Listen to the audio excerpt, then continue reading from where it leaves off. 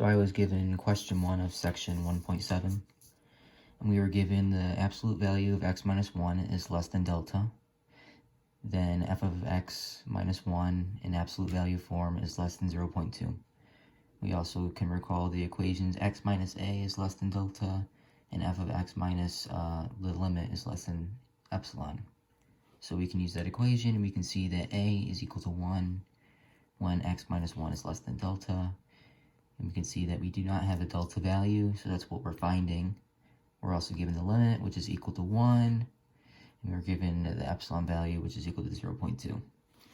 So we can plug in these different values into a graph to map it out, and we can see what the delta value is equal to. So first we apply our limit and our a value, and we see where they line up on the actual line.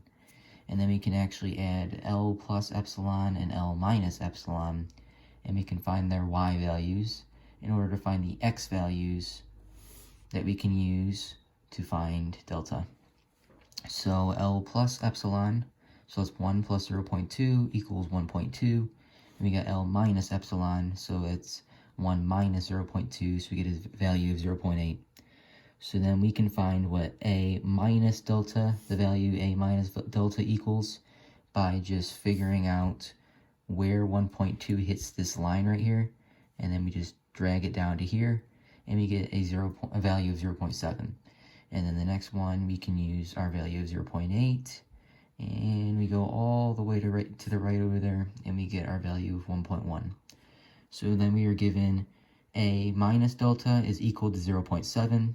So if we subtract our value of a, so our value is 1. If we subtract 0.7 from a, we will be given our delta value, hypothetically. And the same thing for this one.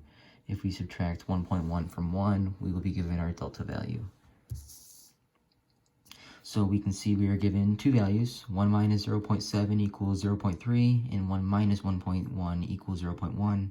We're going to choose the lesser value, because if we choose 0.3, it's going to completely pass this value of 1.1. It's going to go all the way to 1.3, which is outside of this 1.1 through 0.7 range. So we're going to choose 0.1, so it stays in between this range between a minus delta and a plus delta. So our value is delta equals 0.1.